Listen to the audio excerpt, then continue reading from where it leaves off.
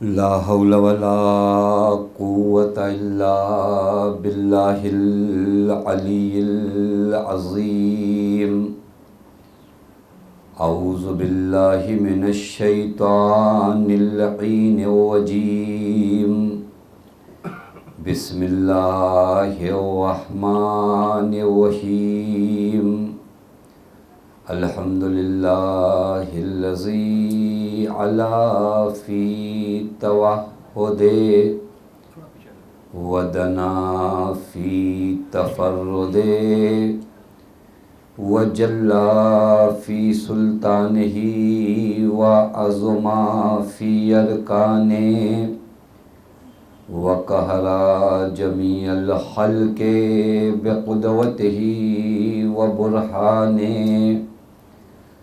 ثم الصلاة والسلام على أشرف الأنبياء والمرسلين حبيب الله العالمين مولا ومولى الثقلين جد الحسن والحسين مولانا أبي القاسم محمد. اللهم صل على محمد وآل محمد وعلى أهل بيته الطيبين الطاهرين المعصومين المظلومين المنتجبين لا سيما بقية الله في الأرضين واللعنة الدائمة الباقية العاجلة على أعدائهم ومنكري فضائلهم وغاصبي حقوقهم ومخربي شريعتهم أجمعين من الآن إلى يوم الدين. أما بعد فقد قال الله الحكيم في محكم كتابه بسم الله الرحمن الرحيم. إن الذين قالوا ربنا الله ثم استقاموا تتنزل عليهم الملائكة ألا تخافوا ولا تهونوا وابشروا بالجنة التي كنتم توعدون. صلوات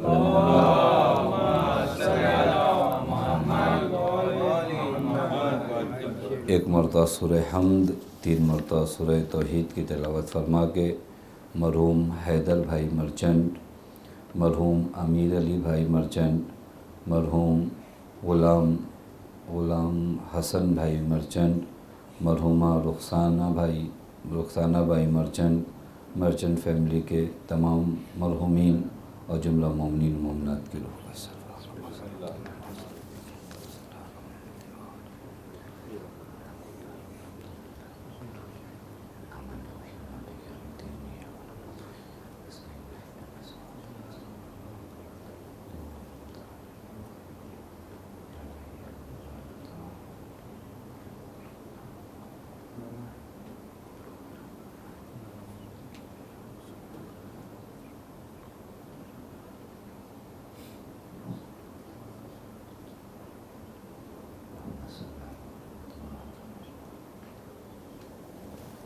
ایک صلوات پڑھے محمد والے محمد.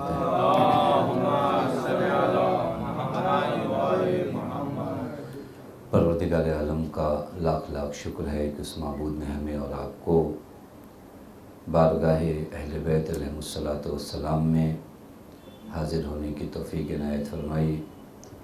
سرکار سید الشہداء کا در وہ در ہے جہاں پر انسان کو بہت سی جسمانی بیماریوں سے نجات ملتی ہے، وہیں بہت سی وہ بیماریاں جو ہمارے روح کے لیے صحیح نہیں ہیں ان کا بھی علاج اسی شفا خانے میں ہوتا ہے. بہت سی بیماریاں انسان کی روح کو لگتی ہیں اور ان کا علاج بھی سرکار سید الشہداء کا ذکر ہے اور آپ کی سیرت ہے کہ اگر اسے ہم اپنے وجود پر اپلائی کریں تو ہزاروں روحانی بیماری، شاید آپ جسمانی بیماریوں کے بارے میں خوب جانتے ہیں، سمجھتے ہیں، چونکہ آج جتنا کام میڈیکل پہ ہو رہا ہے وہ ساری بیماریاں ہماری جسمانی بیماریاں بتاتے ہیں، ان کا علاج کرتے ہیں، لیکن بہت سی بیماریاں ہمارے وجود میں حسد، کینہ، تکبر، اس طرح کی وہ روحانی بیماریاں ہیں جو انسان کے وجود کو پامال کر دیتی ہیں، جو انسان کے وجود کو ختم کر دیتی ہیں۔ انہی روحانی بیماریوں کا علاج بھی سرکار سید الشہداء کی ذات ہے اور سرکار سید الشہداء کا ذکر ہے۔ حتیٰ یہ جو خود محبت سرکار سید الشہداء آپ کے دل میں ہے، یہ سب سے بڑی امید ہے کہ یہ تمام بیماریاں آپ کے وجود سے ختم ہو سکتی ہیں۔ لیکن مرتبہ ایک بیمار کے بارے میں لوگ کہہ دیں کہ نہیں، اب یہ کوئی امید نہیں ہے، تو بات ختم ہو گئی۔ لیکن مومن کے دل میں جو محبت سرکار سید الشہداء ہے، یہ خود اس بات پر نشان کرتا ہے اور نشاندہی کرتا ہے کہ یہ نجات کا راستہ ہے۔ آیت اللہ محمد تقی خانساری بہت عظیم مرجع وقت تھے۔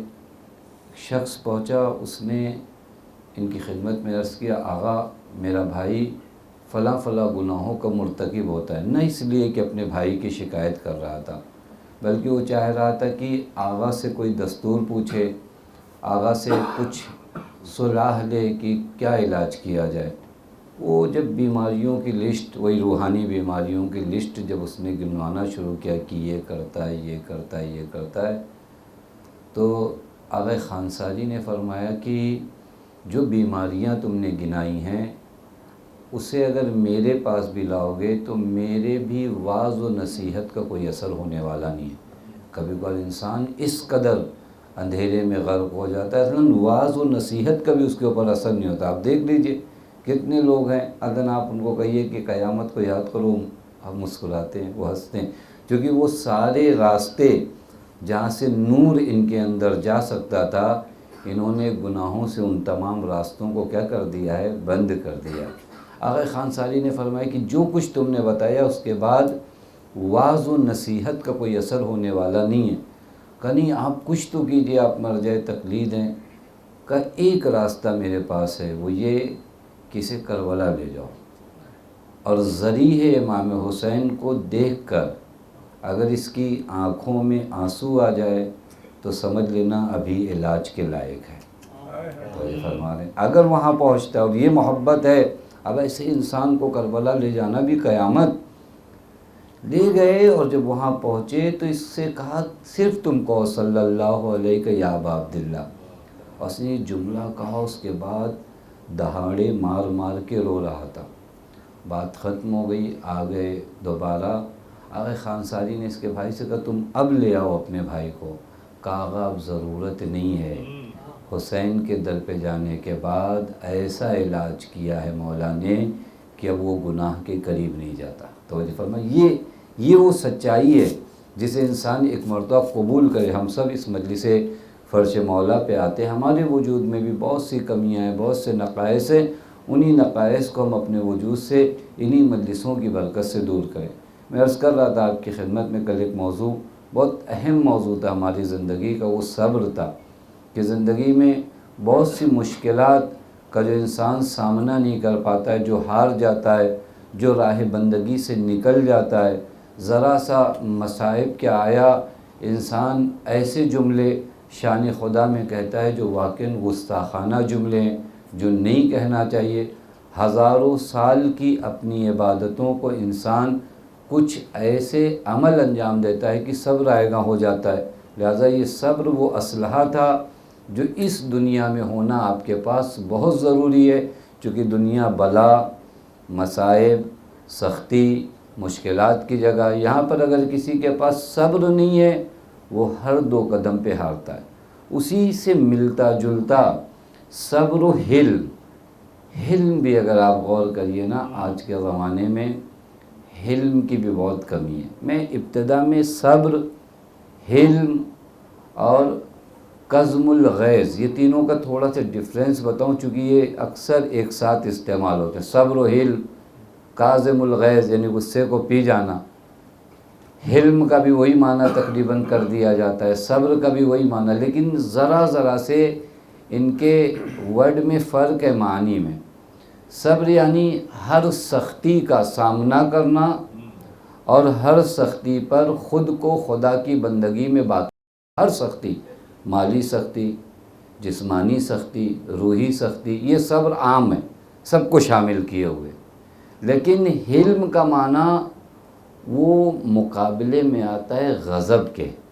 توجہ فرمائیے گا، ایک انسان کے ساتھ ایسا واقعہ رونما ہوا کہ اس کے غضب اور اس کے وجود میں غصے کا ایک طوفان اٹھا، یہاں پر جو طاقت اسے غضب سے چھٹکارا دلا کر بندگی پہ باقی رکھے، اس طاقت کا نام حلم ہے۔ توجہ فرما رہے ہیں، یعنی حلم کا تعلق اس غضب اور اس غصے سے، اور یہ غضب ہے انسان کے وجود میں عرض کروں، غضب انسان کے وجود میں ہونا ہی چاہیے۔ ایسا نہیں ہو کہ آپ کے نہیں غضب نہیں ہونا چاہیے، یہ تو نہیں ہو سکتا۔ اللہ نے غضب رکھا ہے، اللہ نے جس طرح ہمارے وجود میں قوت شہویہ رکھی ہے اسی طرح قوت غضبیہ رکھی۔ غضب اگر آپ کے وجود میں نہ ہو تو بہت سے خطروں کو آپ اپنے سے دور نہیں کرو گے۔ یہ اللہ نے طاقت قوت غضب رکھی ہے، اور یہ اگر اپنے سسٹم کے ساتھ ہو تو یہ غضب آپ کے لیے نعمت ہے۔ لیکن اگر یہ غضب آپ کے کنٹرول سے باہر چلا جائے تو یہ طوفان مچا دیتا ہے۔ آپ آئیے اور روایات کو دیکھیے کہ حلم کے مقابلے میں جو ورڈ آتا ہے وہ غضب ہے۔ یہ غضب کرتا کیا ہے؟ یہ غصہ، جسے بھی ہم عام معنی کریں، یہ غصہ، یہ غضب، آپ روایات میں دیکھیں کتنے گھر، کتنے رشتے، کتنی دوستی صرف اسی بیجا غضب کی وجہ سے ٹوٹتے ہیں۔ چونکہ معاشرے میں حلم نہیں ہے، کوئی کسی کے غصے کو مہار نہیں کیے ہوئے، کوئی اپنے غصے کو سنبھالے نہیں ہوئے۔ یہ غصہ کیا کرتا معلوم ہے؟ عجب روایت ہے، مولا فرماتے الغضب اولہ جنون وآخرہ الندم۔ غصے کی ابتدا پاگل پن ہے اور غصے کا آخر ندامت، اور یہ کہ یہ کیوں کر دیا ہم نے۔ دیکھیں جہاں ابتدائی کیا ہے؟ جنون، یعنی الغضب اولہ جنون، ابتدائی کہاں سے ہوتی ہے کہ وہ کام جو خلاف عقل ہوا، وآخر، آپ کبھی اندازہ لگے ہر آدمی اپنی زندگی میں اس کو بہت اچھے کہ یہاں اگر ہم نے غصہ نہیں کیا تو بات حل ہو گئی ہوتی، پھر بعد میں ایک مدت بعد ندامت ہوتی ہے، ایک مدت بعد یہ ہوتا ہے کہ نہیں ایسا نہیں کرنا چاہیے تھا، ہمیں یہاں پر خاموش رہ جانا چاہیے تھا، ہمیں ایسا نہیں بولنا چاہیے تھا۔ تو یہ ندامت کا بہت زیادہ فائدہ نہیں رہ جاتا۔ حتیٰ روایت عجیب ہے، روایت کہتی ہے الغضب نار موقد، غضب اور غصہ ایک بھڑکتی ہوئی آگ ہے، من کظمہ اطفاہا، جس نے اسے کنٹرول کر لیا، پی لیا، اس نے اس آگ کو بجھا دیا۔ ومن اطلقہ، جس نے اس آگ کو جلنے دیا، تو کان اول محرک بہا، تو سب سے پہلے اس آگ میں وہی جلے گا جس نے اس آگ کو یوں ہی چھوڑ دیا تھا۔ یعنی اس غضب کا سب سے پہلا نقصان کسے ہوگا؟ آپ کو، اور تعبیر بھی روایت کی بڑی حسین ہے نا، غضب کو تعبیر کیا کس سے؟ آگ سے۔ آگ کے وقت کچھ سسٹم ہے، اگر کہیں پر آپ بیٹھے ہوں آگ لگ جائے، کیا کرتے ہیں آپ؟ پہلا کام انسان پانی ڈھونڈتا ہے تاکہ اس آگ کو بجھا دے، پانی نہ ملے تو کم سے کم مٹی ڈال دے، خوب وہ بھی نہیں ملے تو آپ وہاں سے بھاگ جائیں، اور بھاگنا بھی اگر نہ ہو تو کم سے کم فریاد کریں، چلائیں کہ کوئی آپ کی مدد کو آئی تو کرتے ہیں۔ آگ لگتے ہو کیا کرتے ہیں؟ بجھائیے، پانی سے بجھائیے، مٹی سے بجھائیے، چلے جائیے وہاں سے، یا اگر سارے راستے بند ہیں تو کسی کو فریاد کے لیے پکاریے۔ خوب غضب کی حالت میں ہم یہ کام نہیں کرتے، جبکہ روایات میں کہ چاروں کام کرو تم۔ اگر غضب ہے تو آگ ہے تو پہلا کام یہ کہ وضو کر لو۔ کیا کر لو؟ وضو کر لو، اس آگ کو بجھاؤ تم۔ خوب یہ ممکن نہیں ہے مٹی ڈالو یعنی سجدے میں چلے جاؤ، خوب یہ بھی ممکن نہیں جس سے جھگڑا ہو رہا اس کے پاس سے کم ہٹ جاؤ۔ آدمی وہیں ٹہل ٹہل کے رہتا ہے جس سے جھگڑا ہو رہا ہے۔ وہاں سے فرار کریے، وہ بھی نہیں ہو سکتا تو کم سے کم فریاد کریے کہ میرے اللہ مجھے یہاں سے نکال لے، یہ آگ مجھے جلا دے گی۔ توجہ فرما لی، یہ ہے غضب۔ اس کے مقابلے میں جو چیز آتی ہے وہ حلم ہے، وہ حلم ہے جو انسان کو اس طاقت کے سامنے کیا کرتی ہے۔ روایات آپ جا کر حلم کے بارے میں دیکھیے، جو روایات ہے، نبی اکرم نے کچھ لوگوں کو دیکھا، نبی نے فرمایا تم لوگ کون ہو؟ ان لوگوں نے کہا ہم مومنین میں سے۔ نبی اکرم نے فرمایا تمہاری خاصیت کیا ہے؟ کہ رسول اللہ ہم صاحبان حلم ہیں، ہمارے اندر حلم ہے۔ نبی نے فرمایا تو تم مومن نہیں ہو، تم قاد ان یکونا انبیاء، تمہارا مرتبہ تو پھر بہت بلند ہے، تم صدیقین میں سے ہو اور تمہارا رتبہ انبیاء سے قریب ہے۔ تمہارا رتبہ کیا ہے؟ انبیاء سے قریب ہے۔ چونکہ یہ حلم کی طاقت انسان کو بہت سے، آپ کبھی خود اپنی زندگی میں غور کریے گا، بہت سی وہ جگہیں ہیں۔ چونکہ ہمارے ہاں ایک چیز یہ ہوتی ہے کہ کیا کریں یہ زیادہ بتایا جاتا ہے، خوب کبھی اس جانب آیا جائے کہ کیا نہ کریں ہم اپنی زندگی میں۔ ہم اپنی زندگی میں ایک کام کریں کہ غضب نہ کریں، غصہ نہ کریں۔ یہ بہت سی چیزوں میں آپ کے وجود کو کئی سال آپ کی عبادتیں واویلا ہو جاتی ہیں۔ ہزاروں محنتوں سے جو معنویت اور نورانیت آپ نے حاصل کیا، ایک بیجا غضب نے سب ختم کر دیا۔ اور وہیں پر اگر انسان حلم سے کام لے، وہیں پر انسان، حتیٰ حلم اور کظم غیظ ان دونوں میں بھی فرق ہے۔ غصے کو پی جانا اور حلم، غصے کو پی جانے میں کیا ہوتا ہے، اندر ایک طوفان مچا ہوا ہے لیکن آدمی باہر کم سے کم ریئیکٹ نہیں کر رہا ہے، یہ کظم غیظ ہے۔ حلم اس سے بھی بڑھ کر ہے، حلم اس سے بھی بڑھ کر ہے، اس نے اپنے آپ کو اتنا کنٹرول کر لیا ہے کہ اندر سے بھی اس کے وجود میں کچھ نہیں ہے۔ یہ مقام ہوتا ہے حلم کا۔ اور امام فرماتے ہیں اگر تمہارے اندر حلم نہیں ہے تو تم یتحمل، یہ میں جملہ کہنا نہیں چاہتا، یہ تم دکھاوا کرو حلم کا، کم سے کم کیا کرو، تم حلم کا دکھاوا کرو۔ کیوں دکھاوا کرو؟ چونکہ بہت سے وہ لوگ ہیں جو ایک قوم میں نہیں ہیں لیکن جب ان کے انداز کو اپناتے ہیں تو دھیرے دھیرے ویسے ہو جاتے ہیں۔ پتہ نہیں بات واضح نہیں، یعنی میرے اندر واقعی میں بھی حلم کی طاقت نہیں ہے لیکن اگر اس مرحلے کو میں شروع کرتا ہوں تو دھیرے دھیرے دھیرے وہ چیز میرے اندر بعنوان طاقت اور قوت بن کر حلم کی صورت میں آتی ہے۔ یعنی ابتدا ایسے نہیں ہوگی پہلے دن آپ کے اندر حلم اپنی انتہا پہ، اہل بیت علیہ الصلوۃ والسلام جن کے بارے میں آپ زیارت میں کیا پڑھتے ہیں، منتہی الحلم، حلم کی انتہا آپ ہو۔ یعنی واقعاً اگر آپ اہل بیت علیہ الصلوۃ والسلام کی سیرت دیکھیں، منتہی الحلم، حلم کی انتہا آپ، اور پوری تاریخ آپ اٹھا کر دیکھیں اہل بیت علیہ الصلوۃ والسلام کی یہ حلم کس قدر ہے۔ یہ حلم واقعاً اہل بیت علیہ الصلوۃ والسلام کے حلم کو انسان سوچ بھی نہیں سکتا کہ کس طرح حلم کا مظاہرہ آپ حضرات نے فرمایا، کیسی سختیاں، کس قدر ظالموں نے کیا کچھ نہیں کہا، لیکن وہ حلم اہل بیت علیہ الصلوۃ والسلام کی بندگی پر اپنے آپ کو ثابت قدم رکھا، دشمن نے ہزاروں کوشش کی۔ اسی لیے اگر آپ کبھی ایک انسان حلم رکھتا یا نہیں رکھتا، اسے آپ کیسے پہچانیں گے؟ ایک روایت ہے بڑی حسین، اس میں حضرت فرماتے ہیں کہ 5 وہ جگہیں ہیں، دیکھیں انہی 5 جگہوں میں ہم اپنا آپا کھو دیتے ہیں۔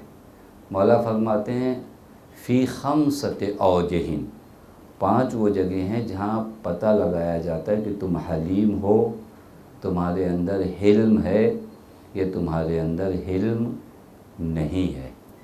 پہلی جگہ کیا ہے، ان یکون عزیزا فیذل، تم عزیز رہے ہو اب تمہیں ذلیل کرنے کی کوشش کی جائے، وگرنہ آپ کہیں میں نے روڈ پہ حلم دکھایا، یہ تو حلم کی جگہ نہیں تھی، مثلاً اگر کہیں لائن لگی ہوئی ہے تو خوب آخر لائن تک تو مجھے رہنا ہی ہے، نہیں، وہ جگہ جہاں پر انسان کے حلم کا اندازہ ہوتا ہے، کہاں، ان یکون عزیزا، تم کیا ہو، عزیز ہو، پھر اس کے بعد تمہیں ذلیل کرنے کی کوشش کیا جائے، وہاں پر تم اپنا آپا نہ کھو۔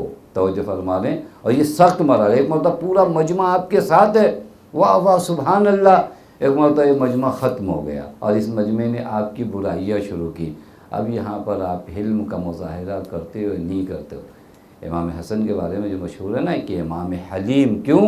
کیونکہ جب 21 رمضان کو امام عالی مقام آئے ہیں بابا کی جگہ خطبہ دینے کے لیے, تو پورا کوفہ جمع ہے اور پورا کوفہ کہہ رہا ہے یا مولا ہم آپ پر فدا ہو جائیں, ہم آپ پر قربان ہو جائیں.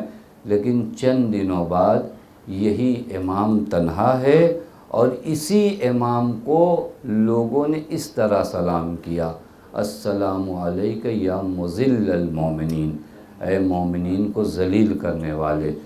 آپ اندازہ لگاؤ حضرت نے کیا کی. حضرت نے اس شخص کو بلایا, بیٹھا لا, کہا تم مجھے امام جانتے ہو؟ کہا ہاں. حضرت نے فرمایا اگر میں امام ہوں تو تمہیں یہ نہیں پتہ کہ میری صلح ہو میری جنگ ہو دونوں خدا کی جانب سے آتی ہے, میری جانب سے کچھ نہیں. یہ دیکھیں یہ علم ہے. اس شخص کو امام نے سمجھا ہم ہوں اور عزیز رہے ہوں, ہمیں کوئی ذلیل کرنے کی کوشش کرے تو یہ ہمارے لیے ناقابل برداشت ہے. امام فرماتے ان یکون عزیزا, تم عزیز ہو اور تمہیں ذلیل کرنے کی کوشش کی جائے, یہاں پر دیکھا جائے گا کہ تمہارے وجود کے اندر حلم ہے. یعنی ہم یہی کہتے ہیں کہ وہ ہماری توہین کر رہے تھے تب ہم کیا کرتے, ہم وہاں کیسے خاموش, یہیں پہ آپ کو خاموش رہنا تھا, یہیں پر آپ کو حلم کا مظاہرہ کرنا تھا, یہیں پر آپ کو بتانا تھا کہ میں نے. یہ بہت عجیب ہے. دیکھیں ہم لوگ ایسے آدمی کو بزدل کہتے ہیں اور اتفاق سے ایسا آدمی سب سے زیادہ بہادر ہے جو اس جگہ پہ رہ جائے. ہر کسی کے بس کی بات نہیں ہے کہ اسے کہا جائے وہ خاموش ہو جائے. یہ ہنر ہے, یہ طاقت ہے. طاقت یہ نہیں ہے کہ جو سامنے والے نے کہا اس کا جواب اگر ہم. ایک روایت اور عجیب تھی, اس روایت میں ہمارے یہاں ایک جملہ کہا جاتا ہے بڑے حاضر جواب تھے. یعنی یہ انہوں نے کہا یہ ہم نے کہا, ٹھیک ہے, اس کو کہتے ہیں حاضر جواب. نہیں انہوں نے ہماری یہ توہین کیا, انہوں نے ہمارے بارے میں بتایا کہ تم ایسے تھے تو ہم نے بھی فوراً جواب دیا کہ تم ایسے تھے. تو کہتے ہیں بہت وقت پہ میں نے جواب دیا, ایک دم ٹائم پہ میں نے جواب دیا. روایت میں کہ سب سے بڑی حاضر جوابی معلوم ہے کیا ہے؟ جب تمہیں کوئی کچھ کہے تو تم خاموش ہو جاؤ. یہ خاموشی تمہاری سب سے بڑی حاضر جوابی ہے. ہمارے یہاں برعکس ہے کہ ہم کہہ دیتے ہیں تو کہتے ہیں. اچھا ہمارا معاشرہ بھی کہتے ہیں بہت حاضر جواب آدمی تھا, اس کو اس نے یہ کہا تو فوراً اس نے 10 سال پرانی والی بات یاد دلائی کہ تم نے بھی یہ کیا تھا. جبکہ روایت کہتے ہیں احذر الناس, لوگوں میں سب سے حاضر جواب وہ ہے جو مقابلہ حلم سے کرے, خاموش اس مرتبے پہ. آپ دیکھیے, اور یہ شاید تقریر کرنا آسان ہے, میں آپ کی خدمت میں یاد کروں, اپلائی کرنا یہ پہلے دن میں نہیں ہونے والا. پہلے دن میں نے اس دن بھی کل بھی روایت عرض کیا تھا کہ حضرت سے کسی نے حضرت نے پوچھا کہ عالم کی زینت کیا ہے, تو حضرت نے فرمایا, اس شخص نے فرمایا کہ عالم کی زینت حلم ہے. علم ہو آپ کے پاس, حلم نہ ہو تو یہ علم بیکار ہے, کسی کام کا نہیں. آپ جا کر علماء کی سیرت کو دیکھیے, کس قدر ذلیل کرنے کی کوشش کی گئی. بعض مرحوم کاشف الغطا رضوان اللہ تعالیٰ علیہ عجیب شخص تھے. ایک مرتبہ عید کی نماز پڑھا رہے ہیں, ان یکون عزیزا. دیکھیں چونکہ معصومین کی مثال دی جاتی تو کہتے ہیں کہ وہ معصوم ہے اور ہم کا. خب یہ ہمارے جیسے انسان جب انہوں نے کام کیا تو اللہ تعالیٰ نے ان کو کہاں پہنچایا. مرحوم کاشف الغطا عید الفطر کی نماز پڑھا رہے ہیں, مجمع ہے حرم حضرت امیر میں. اب آپ سمجھ سکتے مولا متقیان کا حرم, کاشف الغطا عید کی نماز پڑھا رہے ہوں. کچھ رکوع میں شریعہ آئیں, آپ نے فقراء کے درمیان تقسیم کر دیا. نماز پڑھانے کے بعد ایک شخص آیا, فقیر تھا, تنگ دست تھا. آنے کے بعد مرحوم کاشف الغطا سے کہتے میرا والا حصہ. انہوں نے کہا میں نے سب تقسیم کر دیا, میں نے سب بانٹ دیا. اب دیکھیں حلم کسے کہتے ہیں. فوراً اس شخص نے مرحوم کاشف الغطا کے منہ پہ تھوک دیا. ہزاروں کا مجمع, مرحوم کاشف الغطا. یہ ہمارے جیسے لوگوں تو بھڑک جائیں. مرحوم کاشف الغطا نے اس تھوک کو اس کے اپنے چہرے پہ ملا, اپنی ردا اتاری, مومنین سے کہا کہ جسے مجھ سے جتنی محبت ہے اس میری ردا میں پیسہ ڈال دے تاکہ میں اس انسان کی مدد کر سکوں. اور کر سکتے ہیں. یہ حلیم ہے، یہ حلیم ہے. پھر اس کے بعد ان کے اندر نورانیت آئے گی. بعض قدموں پہ دیکھیں، میں آپ کی خدمت میں کروں، بعض اوقات ہم زندگی صحیح سلیقے سے نہیں گزارتے. ہم دعائیں خوب پڑھتے ہیں، ہم نمازوں میں کمی نہیں رکھتے، لیکن بعض اوقات ایسا کام کرتے ہیں کہ وہ ہمارے 10 سال کی نمازوں کا نور ایک ہی وقت میں چلا جاتا ہے. میں آپ نے کسی پر غصہ کر دیا بے وجہ، پھر اس کے بعد کیا ہوتا ہے، آپ نے 10 سال نماز پڑھی، اس کا نور چلا گیا آپ کے وجود سے. بات سمجھتے ہیں خوب زیادہ نماز پڑھیں گے، زیادہ دعائیں پڑھیں گے، خوب نور آیا، نور جمع تو کریے. پیغمبر کے زمانے کا واقعہ ہے کہ ایک شخص مسجد میں داخل ہوا. پیغمبر اکرم نے فرمایا کہ تم لوگوں میں سے اہل بہشت کو جو دیکھنا چاہتا ہے وہ اسے دیکھے. اب پیغمبر اگر کسی کے بارے میں اتنے صراحت کے ساتھ فرمائیں، راوی کہتا ہے ہم لوگوں نے اس شخص کو دیکھا کہ انصار میں سے ایک شخص تھا، وضو کر کے مسجد میں داخل ہو رہا تھا. ہمیں تعجب ہوا. دوسرے دن پھر پیغمبر نے فرمایا کہ اس راستے سے آنے والا جو آج پہلے آئے گا وہ جنت میں جائے گا. پھر دیکھا وہی انصار میں سے وہ شخص. تیسرے دن پھر پیغمبر نے کہا اب ہم لوگوں کو یہ لگنے لگا کہ اس کے پاس کوئی خاص دعا ہوگی، خاص عمل کرتا ہوگا، پتہ نہیں کیا کرتا. چیک کرنا چاہیے اس کی زندگی میں، کس کی زندگی میں ہے کیا.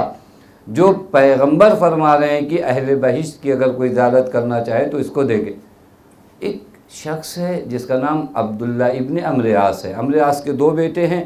ایک عبداللہ ابن عمرو عاص، یہ ان لوگوں میں سے ہے جو حق پرست ہے کسی حد تک.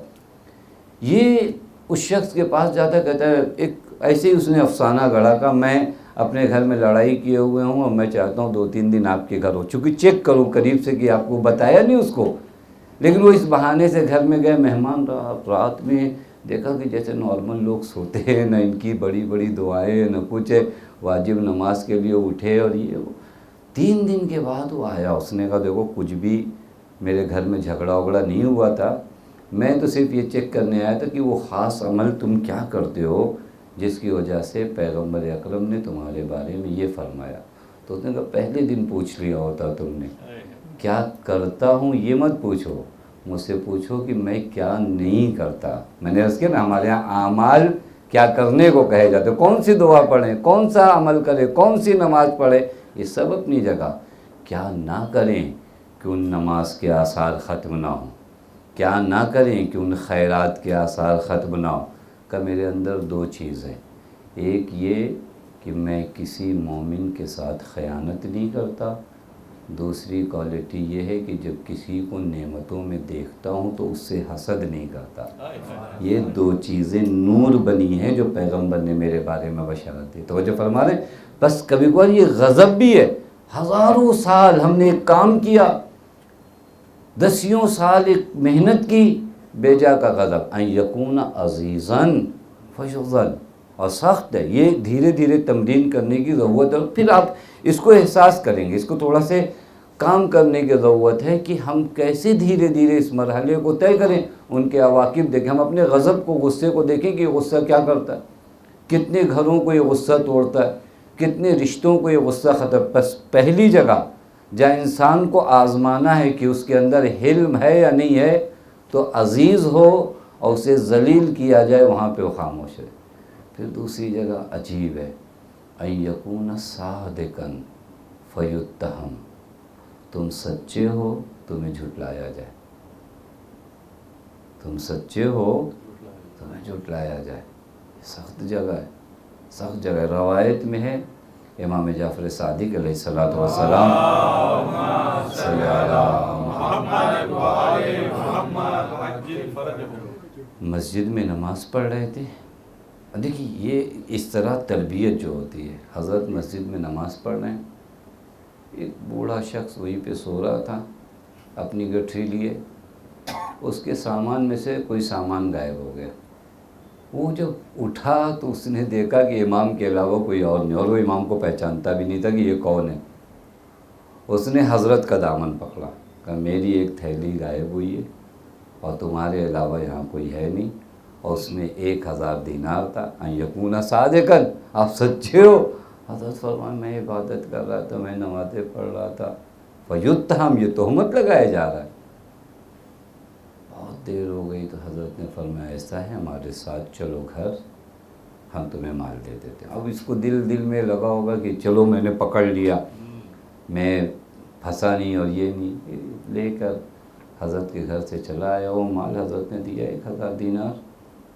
اپنے گھر جب یہ پہنچا تو وہ گٹھری اس کے دوسرے ساتھیوں نے اٹھائی تھی، اٹھا کے اس کے گھر پہنچائی تھی، اور وہاں پر جب اس نے دیکھا فوراً لوٹ کر آیا کہ یہ میں نے کیا کر دیا، ایک صادق آدمی کو میں نے اتنی تہمتیں لگا دیا۔ آیا اس نے لوگوں سے معلوم کیا، لوگوں نے کہا وہ امام صادق تھے۔ آتا ہے حضرت کے قدموں پہ گرتا ہے، مولا مجھے معاف فرمائیے، مولا میں نے یہ کیا کر دیا، مولا یہ پیسہ۔ حضرت نے ایک حسین جملہ کہا، حضرت نے فرمایا ہم جو دے دیتے ہیں واپس نہیں لیتے۔ توجہ فرمائیں، ان یکون صادقا، یہ کئی مرتبہ ہوتا ہے نا، ہم کیسے چپ رہ جائیں، ہم نہیں چپ رہ پائیں گے، وہاں سے سارے رشتے ٹوٹتے ہیں۔ بعض جگہوں پہ چپ رہنا آپ کے رشتوں کی بقا کے لیے ضروری ہے، بعض جگہ، اور ایسا نہیں ہے، میں آپ کی خدمت میں، ایسا نہیں ہے کہ آپ کا حق پر ہونا واضح نہیں ہوگا۔ آپ خدا کے لیے ایک جگہ حلم دکھاؤ، دیکھو خدا کیسے آپ کو لوگوں کے سامنے عزیز بناتا ہے۔ ہم تھوڑا سے خود زیادہ عزت دار بننے کی کوشش کرتے ہیں، ذرا سا کام خدا کے لیے کریے، خدا دیکھیں کس طرح آپ کو عزیز بنا۔ آپ کو نہیں، ہم نے اگر نہیں کیا تو پھر کیا ہوگا۔ بس دوسری جگہ جہاں پر آپ کو حلم کا مظاہرہ کرنا ہے وہ یہ ہے۔ تیسری جگہ جہاں پر انسان کے حلم کا پتہ لگایا جاتا ہے کہ انسان کے اندر قوت حلم ہے یا نہیں ہے، ان یدعو الی الحق فیستخف، وہ لوگوں کو حق کی جانب دعوت دے اور لوگ اس کا مذاق اڑائیں۔ اب پوری سیرت کو آ کر اہل بیت علیہ السلام کی سیرت بھی دیکھیے، اہل بیت علیہ السلام لوگوں کو اپنی جانب بلا رہے تھے، نہیں، حق کی جانب۔ پیغمبر اکرم نے ساری تبلیغ کس لیے کی، لوگوں کو حق کی جانب دے۔ لوگوں نے کیا کہا، ساحر کہا، مجنون کہا، دیوانہ کا، نہیں کہا۔ ہزاروں امتحانات پیغمبر کے لیے، بعض روایات میں کہ بعض پیغمبر کے پاس پہنچے، کہا یا رسول اللہ معجزہ دکھائیے، گزشتہ انبیاء معجزہ دکھاتے تھے، رسول نے کچھ معجزے دکھائے۔ حتیٰ ابو جہل نے بھی کہا یا رسول اللہ، یعنی رسول اللہ تو یہ میرے الفاظ ہیں، اے محمد مثلا جو ہے تم بتاؤ کہ ابھی کچھ دیر پہلے میں کیا کر رہا تھا، تو حضرت نے فرمایا تم نے اپنی بیوی کو 300 درہم دیا ہے گھر کے خرچ کے لیے، اور کہہ کے آئے ہو کہ چلو دیکھتا ہوں یہ کیا کہتا ہے یہ شخص۔ اب یہاں کے بعد کیا، ان یدعو الی الحق، آپ قبول کرو۔ یہ مجمع کیا کہتا ہے، انک ساحر، تم جادوگر ہو۔ دیکھیں، ان یدعو الی الحق فیستخف، آپ لوگوں کو حق کی جانب بلائیں اور یہ لوگ آپ کو خفیف کریں، یہ لوگ آپ کو ہلکا کریں، یہ لوگ آپ کا، یہاں پر انسان حلم دکھائے تب دین نشر و اشاعت پاتا ہے، دین یوں نہیں پھیلا ہے۔ توجہ فرمائیں، قرآن کہتا ہے لو کنتا فظا غلیظ القلب لانفضوا من حولک، اے میرے نبی اگر آپ سخت دل ہوتے تو یہ لوگ آپ کے قریب نہ ہوتے، یہ لوگ آپ سے دور ہو گئے ہوتے۔ توجہ فرمائیں، یہ حلم ہے، یہ حلم ہے۔ ان یکون عزیزا فیضل، ان یکون صادقا فیتہم، ان یدعو الی الحق فیستخف، پھر اس کے بعد ان یوزی بلا جرم، آپ کو اذیت دی جائے، کب، جب آپ کا کوئی جرم نہ ہو، وہاں پر انسان حلم کا مظاہرہ کرے، وہاں پر کبھی آپ حلم دکھائیے تو پتہ چلے گا آپ کیا ہو، حلم رکھتے ہو۔ آخری جگہ معلوم ہے کیا ہے، ان یطالب الحق فیخالفوہ فیہ، آپ اپنا حق طلب کرو، لوگ اس کی مخالفت کریں۔ یہ وہ جگہ ہے جہاں پر انسان مظاہرہ حلم کر کے بتا، اور اگر یہ آ جائے کسی کے اندر تو معلوم ہے کیا ہے، پیغمبر فرماتے ہیں الا اخبرکم باشبہکم بی خلقا، اے لوگوں کیا میں تمہیں بتاؤں کہ تم میں سے سب سے قریب مجھ سے کون ہے۔ دیکھیں ہم سے قرآن نے کیا کہا ہے، لقد کان لکم فی رسول اللہ اسوۃ حسنہ، نبی تمہارے لیے آئیڈیل ہے، یعنی ہر قدم پر ہمیں نبی کی کیا کرنا ہے، پیروی کرنا ہے۔ نبی فرماتے کیا میں تمہیں بتاؤں کہ تم میں سے مجھ سے سب سے زیادہ سملیرٹی اور مشابہت کون رکھتا ہے، تو وہاں پر نبی نے کیا فرمایا معلوم ہے؟ اب ہم سب دعویٰ کر سکتے کہ ہم نبی کے زیادہ قریب ہیں، آپ دعویٰ کریے آپ نبی کے زیادہ قریب ہیں۔ نبی فرماتے ہیں کہ مجھ سے سب سے زیادہ قریب کون ہے؟ تو وہاں پر نبی نے 4 کوالٹی بتائی، اس میں سے ایک حلم بتایا۔ کیا فرمایا؟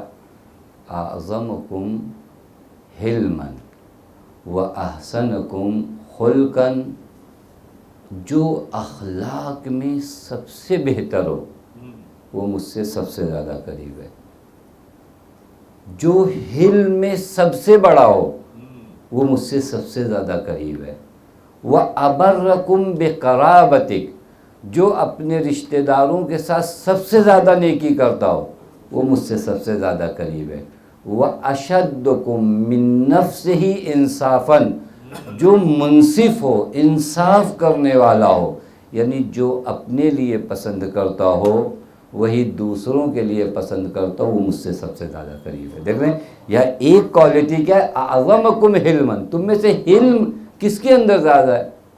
اب یہ عرض کرو، یہ واقعاً کبھی اس کو آزمائیے تو دیکھیے اللہ کتنا نور دیتا ہے۔ بعض بزرگوں کی جب ہم زندگی دیکھتے ہیں نا، ہماری طرح 60 70 سال 80 سال عمر گزار کر گئے، لیکن ان کی زندگی میں برکتیں الگ ہیں۔ آپ دیکھیے بعض ہم علماء کی اور بعض ان لوگوں کی دیکھیے، عام لوگوں میں بھی 70 سال میں اس نے اتنے بڑے بڑے کام کر دیے، 70 سال میں انہوں نے اتنی بڑی بڑی کتابیں لکھ دی جنہیں ہم 70 سالوں میں پڑھ نہیں پاتے۔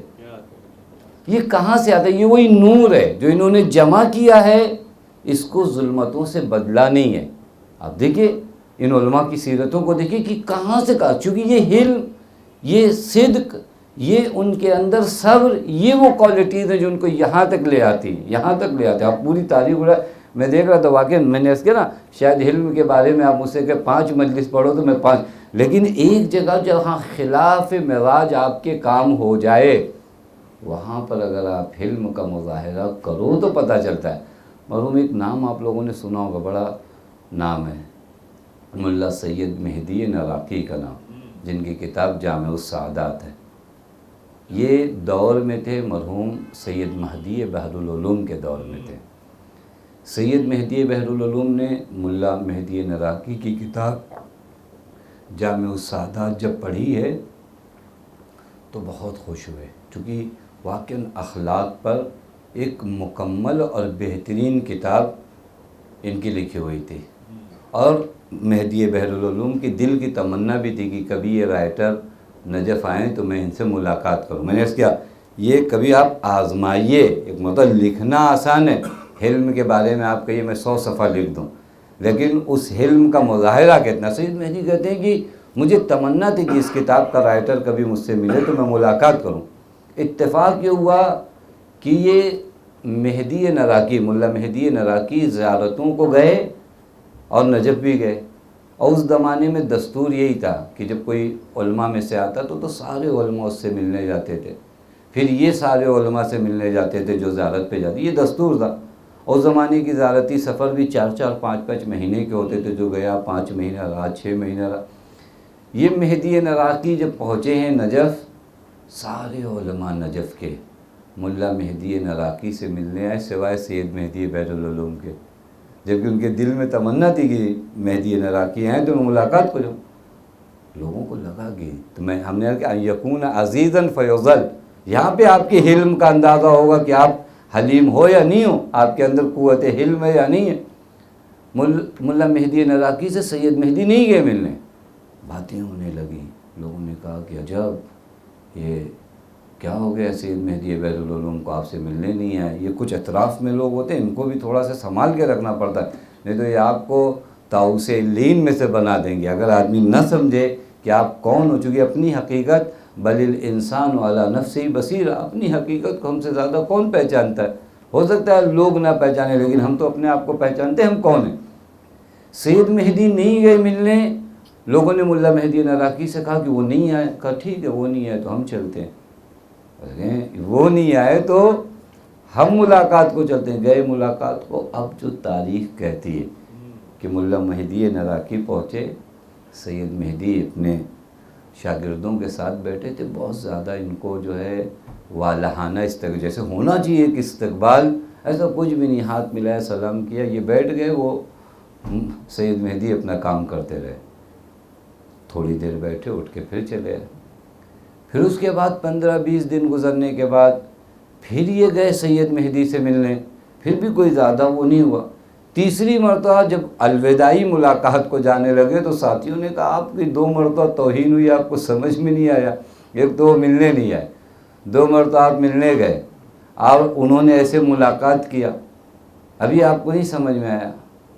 ملا مہدی نراقی کہتے نہیں ہم جائیں گے۔ اب جو گئے تو دیکھا سید مہدی بحر العلوم اپنے گھر کے دروازے پر استقبال کو کھڑے تھے۔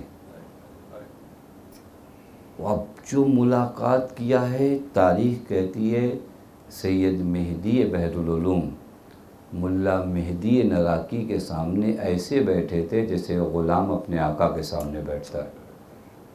بہت تعجب ہوا لوگوں کو کہ آقا یہ 2 مرتبہ یہی آئے تھے، آپ نے استقبال نہیں کیا۔ کہا میں نے ان کی کتاب پڑھی تھی، انہوں نے حلم کے بارے میں بھی لکھا تھا، تقوی کے بارے میں بھی لکھا تھا، تو میں دیکھ رہا تھا لکھنا اچھا جانتی یا عمل بھی کیا یا نہیں کیا۔ ایک صلوات پڑھے محمد والے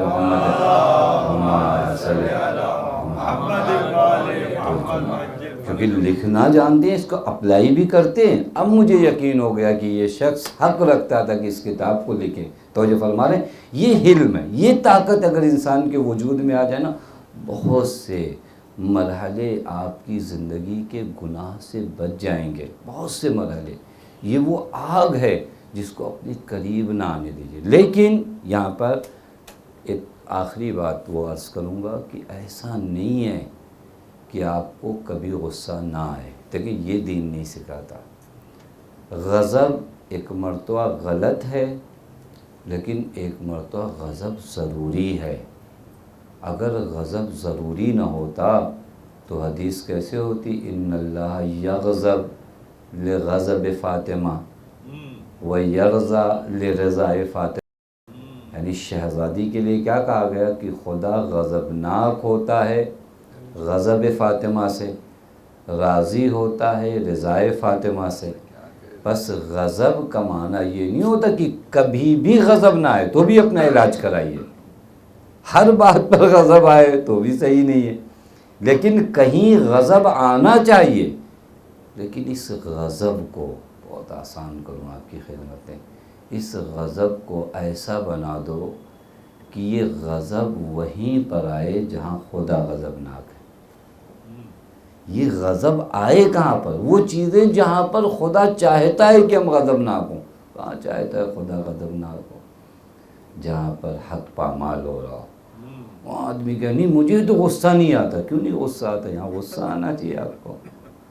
جہاں پر حرمت دین کو پامال کیا جا رہا ہو، آپ کو نہیں ہمیں غضب نہیں آتا، یہاں آنا چاہیے آپ کو۔ نہیں فرمایا امام حسین نے الا ترون الی الحق لا یمل بہ والی الباطل لا یتنا، تم لوگوں کو کیا ہو گیا ہے، تم نہیں دیکھتے کہ حق پر عمل نہیں کیا جا رہا ہے، باطل پر باطل سے نہیں روکا۔ یہ غضب کی جگہ تھی، یہاں پر مسلمانوں کو غضب کرنا چاہیے تھا، یہاں مسلمانوں کو اظہار ناراضگی دکھانا چاہیے تھا، یہاں خاموش بیٹھ کر مسجدوں میں نماز نہیں پڑھنا چاہیے تھا، یہاں سرکار سید الشہداء کے ساتھ اٹھنا چاہیے تھا۔ یہ وہ غضب مقدس ہے جس سے خدا کو راضی کیا جاتا ہے، ہر غضب نہیں۔ یہ غضب پہ آپ خاموش نہیں رہتے تھے، یہاں رکنا نہیں ہے، یہاں پہ آپ کو آنا ہے۔ امام فرماتے الا ترونا، تم نہیں دیکھتے یہ جملے الا وان السنت قد امیتت وان البدعۃ قد احیت، کیا تم نہیں دیکھتے کہ سنتوں کو پامال کیا جا رہا ہے، بدعتوں کو زندہ کیا جا رہا ہے؟ یعنی تم اپنی آنکھوں کے سامنے دیکھ رہے ہو کہ جو میراث رسول ہے اسے وہ شخص نابود کر رہا ہے بنام رسول، مسند رسول پر بیٹھ کر، اور تمہارے وجود کو غضب نہیں آتا، تو اس کا مطلب کہیں پہ پرابلم ہے۔ یہ دیکھیں یہ یعنی یہاں پر یہ حلم کی جگہ نہیں ہے، یہاں پر غضب مقدس آنا چاہیے۔ شہزادی کیوں غضبناک ہوئی؟ شہزادی کے غضب کی وجہ کیا تھی؟ شہزادی اپنی خاطر غضبناک ہوئی، شہزادی دین کے لیے غضبناک ہوئی۔ شہزادی نے جب دیکھا کہ لوگوں نے ولی خدا اور حجت خدا کو تنہا چھوڑ دیا، شہزادی نے جب دیکھا کہ لوگ غدیر کو بھول رہے ہیں، شہزادی نے جب دیکھا کہ لوگ پیغام رسول کو بھول رہے ہیں، یہاں شہزادی سلام اللہ علیہ غضبناک ہوئی، اور یہ واقعاً وہ مرحلہ ہے شہزادی کی عظمت ہے کہ اس قدر یہ غضب مقدس تھا کہ نبی فرماتے ہیں یہ غضب فاطمہ نہیں ہے، یہ غضب خدا ہے، یہ غضب فاطمہ نہیں ہے، یہ غضب خدا ہے۔ انسان اپنے آپ کو اس معیار پر جائے کہ جس کا غضب کیا کہلائے، غضب خدا کہلائے۔ بس حلم ہے اپنے حقوق، بعض باتیں بعض رفع ہو جائیں، بعض ختم ہو جائیں، کدورتیں نہ رہیں، چونکہ قزم غیظ کی صورت میں بھی آدمی غصہ پی جاتا ہے، لیکن اندر کہیں حسد اور کینہ بننے کا ایک جلوہ رہ جاتا ہے، لیکن حلم جب آتا ہے تو سارے مرحلے انسان کے وجود سے نکل جاتے ہیں۔ بس یہ دو چیزیں، ایک صبر ہے، ایک حلم ہے۔ صبر عام چیز ہے، ہر جگہ خدا کی بندگی پہ رہنا ہے۔ حلم جو شیطان کا سب سے بڑا اسلحہ، انسان کو غضبناک کرنا، انسان کو غصے میں لانا، اس شیطان کے حملے کے لیے ایک بڑا اسلحہ جو آپ کے پاس ہونا چاہیے وہ حلم ہونا چاہیے، تاکہ آپ راہ بندگی سے خارج نہ ہو۔ آپ وہاں پر اپنے وجود کو، حضرت سے پوچھا کسی نے، مولا ما هو الحلم، حلم کیا ہے؟ حضرت نے فرمایا حلم ملک نفس، اپنے آپ کا مالک بننا۔ ہم اپنے نفس کے اگر اسیر ہیں تو پھر نفس جہاں کہے گا غصہ کرنے کو وہاں غصہ ہو جائیں گے، لیکن اگر ہم نفس کے اسیر نہیں ہیں، نفس ہمارا اسیر ہے، تو پھر ہر جگہ یہ غضب نہیں آئے گا، اور یہ نہ آئے تو پھر اتنی نورانیت ہمارے وجود میں آتی ہے، اتنی نورانیت ہمارے وجود میں آتی ہے کہ اس کے بعد کے راستے ہماری زندگی میں کیا ہوتے جاتے ہیں؟ آسان ہوتے جاتے ہیں۔ اس کے بعد بندگی طے کرنا آسان ہوتا ہے۔ آپ دیکھیے وہ حضرات جنہوں نے اس بندگی پر استوار رہے، ثابت قدم رہے، ان کی زندگی میں حلم کتنا ہے۔ میں ایک چیز عرض کروں آپ کی خدمت میں، کیونکہ یہ ایام بہت ہی اہل بیت کی مظلومیت کے ایام ہیں۔ آپ امام سجاد کے حلم کو کبھی ملاحظہ کریے۔ میں دیکھ رہا تھا مدینے میں ایک شخص تھا اسماعیل کر کے، اس نے امام کو بہت ستایا تھا، بہت ستایا تھا۔ ایک وقت ایسا آیا، چونکہ دنیا کی کوئی بھی پوسٹ، کوئی بھی منصب ہمیشہ نہیں ہے، اس کو اس منصب سے ہٹا دیا گیا، اور مدینے والوں کو خوش کرنے کے لیے کہا گیا کہ اسماعیل کو باہر کھڑا رکھا جائے، اور جس کو بھی اس نے اذیت پہنچائی ہے سب آ کر اس سے بدلہ لیں، سب آ کر اس سے کیا لیں؟ بدلہ لیں۔ ہر کوئی آتا تھا، کوئی کچھ بولتا تھا، کوئی کچھ بولتا تھا۔ اسماعیل کہتا تھا کہ مجھے مدینے والوں کی پرواہ نہیں ہے، مجھے ڈر ہے تو امام سجاد سے ڈر ہے، چونکہ سب سے زیادہ میں نے انہیں ستایا ہے، اب اگر انہوں نے اپنا بدلہ لیا تو میرا کیا ہوگا۔ روایت کہتی ہے امام آئے، امام نے سلام کیا، اور امام نے فرمایا اگر ہمارے لائق کوئی کام ہو تو بتاؤ۔ یہ امام ہے، اس طرح دین پہنچا، اس طرح دین کو عام کیا، یہی امام جس نے اتنی سختیاں برداشت کیا۔ آپ دیکھیے امام کی سختیاں، 11 محرم اور شام غریبہ سے جب یہ سختیاں شروع ہوئی ہیں تو ماہ سفر تک یہ سختیاں رائج ہیں۔ 11 محرم کوئی معمولی دن نہیں تھا، جہاں باپ کا لاشا بے گور و کفن تھا، جہاں بہن کے رخساروں پہ تماچے مارے جا رہے تھے، جہاں پر لاشوں کو پامال کیا جا رہا تھا۔ میں واقعاً کربلا کے جو مصائب ہیں عجب مصائب ہیں۔ آپ 11 محرم کو یاد کرو، علماء کہتے ہیں جب کسی نے بی بی رباب سے کہا بی بی قیامت آنے والی ہے، تو بی بی نے فرمایا کون سی قیامت آنے والی ہے؟ حسین کو شہید کر دیا گیا، میرے اصغر کو ذبح کر دیا گیا، اب اس سے بڑی قیامت اور کیا آئے گی؟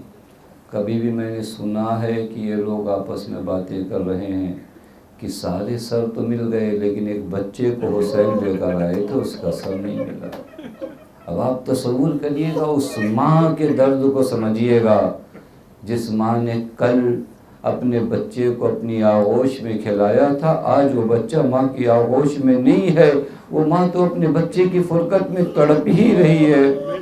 ایک مرتبہ روایت کہتی ہے کہ وہ کچھ نیزہ بردار آگے بڑھے۔ اللہ اکبر، یہ کربلا کے دشت میں کیسا ظلم ہو رہا ہے۔ آپ جانتے ہو نا مولا علی اصغر کو باب الحوائج کہا گیا ہے، باب الحوائج، خدا کی قدم نیزہ بردار آگے بڑھے۔ ہر نرم زمین پر نیزہ چبھ ہوتے، ہر نرم زمین پہ نیزہ چبھ ہوتے۔ ایک زمین ایسی بھی آئی جب نیزہ بردار نے نیزہ چبھویا، اللہ قیامت کا منظر تھا، اصغر سا ننھا سا جنازہ اس نیزے میں الجھا ہوا نکلا۔ اللہ ماں کے سامنے بیٹے، یہ وہ مرحلہ ہے جو کربلا میں اپنی آنکھوں سے دیکھ کر گئے۔ 11 محرم کو سخت مرحلہ تھا جہاں زینب بے ردا جا رہی تھی نرغہ عادہ سے۔ بعض ارباب مقاتل کہتے ہیں کہ 11 محرم کو جب یہ قافلہ چلا ہے نا، ایک بچی ہے جس کو الگ اونٹ پہ بٹھالا گیا ہے۔ اللہ آپ سمجھے یہ کون بچی ہے؟ یہ حسین کی 4 سالہ بچی سکینہ ہے، اور بچی کو جس انداز میں اس اونٹ پر بٹھایا گیا ہے سینے سے باندھا گیا ہے۔ اب جب اونٹ چلتا ہے تو اس کی رگڑ سے پورا وجود زخمی ہوتا ہے۔ روایت کہتی ایک ظالم تھا جو مولا امام حسین کو جب جب بی بی سکینہ یاد کرتی تھی وہ ظالم طعنے دیتا تھا۔ ایک مرتبہ اس ظالم نے ایک جملہ کہا جب بی بی سلام اللہ علیہ رو رہی تھی اپنے بابا کو یاد کر کے، اس نے کہا اس کو تھی یا بنت خارجی، اے خارجی کی بیٹی چپ ہو جا۔ اتنا کہنا تھا بی بی تڑپ گئی، ارے میرے بابا کو خارجی کہتا ہے۔ اس ملعون نے اب جو تازیانہ مارا ہے، بچی اونٹ سے گر گئی ہے، قافلہ آگے کو چلا گیا ہے، بسر باب ازا اس بیابان میں، اس دشت میں حسین کی بچی تنہا رہ گئی۔ ایک جگہ نو کے نیزہ پہ سر حسین رک گیا۔ اب سب حیران ہے یہ سر آگے کیوں نہیں بڑھتا۔ ایک مرتبہ سید سجاد آ گیا ہے، اے میرے بابا کا سید سجاد، ارے میری امانت سکینہ چھوٹ گئی، بسر باب ازا۔ اب آپ تصور کر سکتے ہو زینب نے جب سنا ہوگا سکینہ چھوٹ گئی ہے، دشت میں بی بی کو ڈھونڈ رہی ہے۔ علماء کہتے ہیں اب جب جناب سکینہ کو ایک آغوش میں دیکھا کہ ایک معظمہ لیے بیٹھی ہیں، بڑے پیار سے باتیں کر رہی ہے، آگے بڑھی، اے بی بی، ارے جب سے اس بچی کا باپ مارا گیا ہے رخساروں پہ تماچے تو لگے ہیں لیکن کسی نے دست شفقت نہیں میرا، آپ کون ہے؟ ایک مرتبہ بی بی نے کہا زینب، ارے تم نے ماں کو نہیں پہچانا۔ زینب فریاد کرنے لگی، اماں، ارے جس وقت بھائی کا گلا تھا، شمر کا کند خنجر تھا، آپ کہاں تھی؟ بی بی نے فرمایا زینب، ارے میں تو تھی جس کی آغوش تھی اس کے غریب بیٹے کا سر تھا۔